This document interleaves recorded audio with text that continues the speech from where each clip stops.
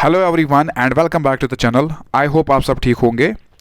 आज का जो हमारा टॉपिक है that is MCQs on political science, democracy and governance. Okay, for the six semester batch 2018 and the backlog batches of 2016 and 17। Okay, तो video को skip मत करना है, एंड तक देखना। वीडियो को शुरू करने से पहले जो भी हमारे चैनल पर नए हैं, चैनल को सब्सक्राइब कीजिए और साथ में बेल आइकन भी दबा दीजिए ताकि जब भी हम कोई नया वीडियो अपलोड करेंगे उसकी नोटिफिकेशन आपको ऑन टाइम मिलेगी।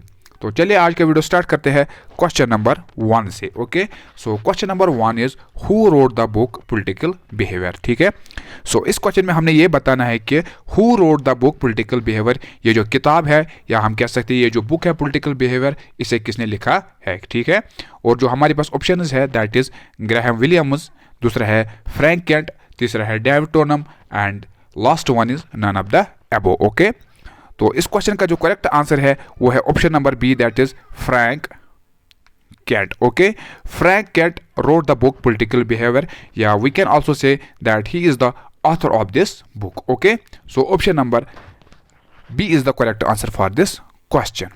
सो next question is what is the minimum age of voting in India. ठीक है, तो इस क्वेश्चन के अकॉर्डिंग हमने ये बताना है कि minimum age of voting in India. ठीक है, अगर इंडिया में एक बंदा वोट डाल सके, ठीक है, उसकी एज कितनी होनी चाहिए, यानी what is the age limit of voting system in India, ये हमने बताना है। ठीक है, अगर आपने पढ़ा होगा यूनिवर्सल अडल्ट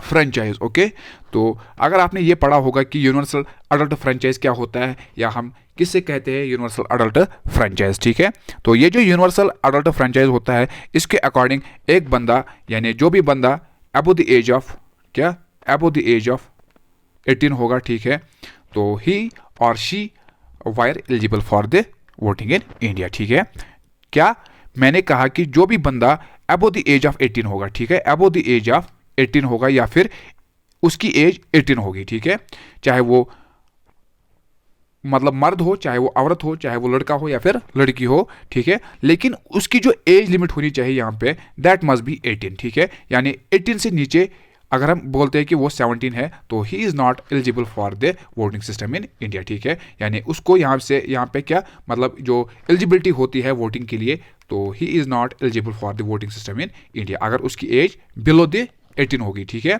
यानी अगर उसकी एज बिलो 18 होगी, 17 मान के चलो, 17 है उसकी, 16 है, तो ये जो बंदे इस एज ग्रुप में आएंगे तो इनकी यानी they are not eligible for the voting in India. लेकिन according to universal adult franchise, okay, according to universal adult franchise, इसके तहत क्या होता है, जो भी बंदा 18 या फिर 18 प्लस होगा, ओके, तो ही और she were eligible for the voting system in India. यानी इंडिया में जो एज लिमिट रखा गया है वोटिंग के लिए, तो ही इज 18, यानी 18 होना यहाँ पे जब 18 होगा, ठीक है, जो बंदा जिसकी एज 18 होगी, ठीक है, तो ही और she were eligible for the voting in India. ठीक है, यानी उससे गवर्नमेंट ऑफ इंडिया की ओर से इलेक्शन कार्ड इशू किया जाता है। ठीक है, जो भी बंदा जिसके पास इलेक्शन कार्ड होगा तो मान के चलो he is eligible for voting system. Okay, यानी वो अपना वोट दे सकते हैं। ठीक है, उसे एक और राइट मिला है जिसे हम कहते हैं right to vote. Okay, right to vote उसे मिलता है जब वो 18 प्लस होगा। ठीक है, यहाँ हम कह सकते हैं कि जब उसकी एज 18 होगी। ठीक है, so option number A is the correct answer for this question. So next question is question number 3 that is which type of party system India have. ठीक है, तो इस क्वेश्चन के अकॉर्डिंग हमने ये बताना है कि इंडिया में किस तरह का पार्टी सिस्टम है। ठीक है, क्या ये बाई पार्टी सिस्टम है, multi party system, one party system, या फिर ऑल ऑफ दीज। ओके, तो अगर हम इंडिया की बात करेंगे, यहाँ पे हमें देखने को मिलता है मल्टी पार्टी सिस्टम। ओके, तो इंडिया में हमें मल्टी पार्टी सिस्टम यानी जो पॉलिटिकल सिस्टम होता है वो हमें देखने को मिलता है multi party system. Okay, so option number B is the correct answer for this question. Okay, so question number 4 is which one of the following country is not having the bi party system. ठीक है, सो इस question में हमने ये बताना है कि दिए गए ऑप्शन में वो कौन सी कंट्री है जहाँ पे हमें बाई पार्टी सिस्टम नहीं देखने को मिलता है। ठीक है, क्या वो जापान है, ऑस्ट्रेलिया है, यूनाइटेड किंगडम है, यूनाइटेड स्टेट्स है। ठीक है, ये जो 3 कंट्रीज है इनमें हमें बाई पार्टी सिस्टम देखने को मिलता है, और only the Japan is the correct option for this question ये जो जापान है, जापान में हमें क्या बाई पार्टी सिस्टम नहीं देखने को मिलता है, ठीक है। यानी Japan is the correct answer for this question in which there have no bi party system, ठीक है, जहाँ पे हमें किसी भी तरह का बाई पार्टी सिस्टम देखने को नहीं मिलता है। Okay, so next question is question number 5, that is who is the head of state executive, ठीक है। तो इस क्वेश्चन में हमने ये बताना है कि हेड ऑफ स्टेट एग्जीक्यूटिव कौन होता है, ठीक है। यानी जो स्टेट एग्जीक्यूटिव होता है उसका हेड कौन होता है, ठीक है। क्या सीएम होता है, गवर्नर, लेफ्टिनेंट गवर्नर, या फिर इनमें से कोई भी नहीं। ओके, तो अगर हम सीएम की बात करेंगे, ये जो सीएम होता है he is not the head of state executive. Okay, so governor की बात करेंगे तो governor is head of state executive. Okay, ये जो गवर्नर होता है he is the head of state executive. Okay, so option number B is the correct answer for this question. तो अगर हम यहाँ पे लेफ्टिनेंट गवर्नर की बात करेंगे तो ही is the head of union territory. Okay, so next question करते हैं, question number 6, that is security employees, ठीक है। तो सिक्योरिटी कहाँ पे एम्प्लॉय होती है, freedom from threats, freedom from government, okay, both, या फिर इनमें से कोई भी नहीं। तो देखिए सिक्योरिटी कहाँ पे एम्प्लॉय होती है, जब आपको किसी तरह की यहाँ वार्निंग मिलेगी, ठीक है, जब आपको किसी तरह का थ्रेट लगेगा, ठीक है, तो उस थ्रेट से आपको आज़ादी देने, मतलब उस थ्रेट से आपको निजात पाने के लिए या फिर आज़ादी पाने के लिए आपको सिक्योरिटी की ज़रूरत पड़ती है, ठीक है। उस जगह पे क्या होता है, उस जगह पे सिक्योरिटी एम्प्लॉय होती है, ठीक है।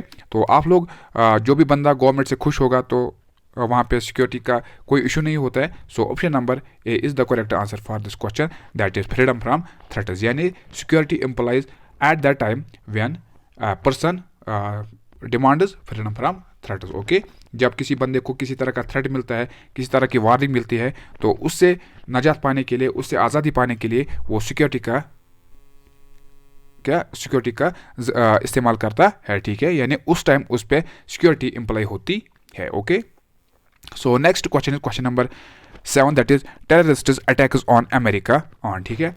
ये जो टेररिस्ट अटैक हुआ था अमेरिका पे, तो वो कब हुआ था, 11 सितंबर 2001, 11 अक्टूबर 2001, 12 अक्टूबर 2001, 11 सितंबर 2002। ओके, सो आपने देखा होगा या सुना भी होगा 9/11 अटैक। ओके, 9/11 अटैक जिसे हम कहते हैं अमेरिका पे अटैक हुआ था, ठीक है।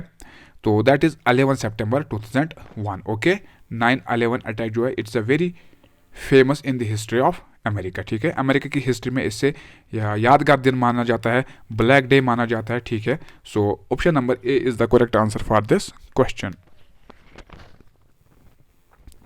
सो next question is question number 8, which of the following is a source of insecurity. Okay, तो इस क्वेश्चन में हमने ये बताना है कि सोर्सेज ऑफ इनसिक्योरिटी, ठीक है। सो that is terrorism, global poverty, insurgency, all of the above. Okay, so all of the above is the correct answer for this question.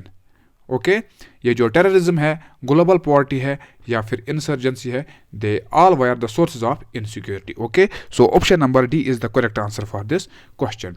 So next question is question number 9, that is when new economic policy was adopted in India, ठीक है। India में new economic policy को कब adopt किया गया था, ठीक है। सो इसे अडॉप्ट किया गया था इन द ईयर ऑफ 1991 में। Okay, option number B is the correct answer for this question. So आज का लास्ट क्वेश्चन करते हैं। So that is question number 10, the oldest approach to politics is, ठीक है। तो इस क्वेश्चन में हमने ये बताना है कि oldest approach of politics. Okay, क्या ये बिहेवियरल अप्रोच होता है, लीगल अप्रोच, फिलोसफिकल अप्रोच, या फिर ऑल ऑफ दीज, ठीक है। इस क्वेश्चन का जो करेक्ट आंसर है that is option number C, philosophical approach. Okay, philosophical approach is the oldest approach to politics. Okay, so that was all about today's topic. Hope you like this video. अगर video पसंद आए तो video को like कीजिए और friends के साथ इसको शेयर कीजिए। मिलते हैं इंशाल्लाह नेक्स्ट वीडियो में, तब तक के लिए अल्लाह हाफिज।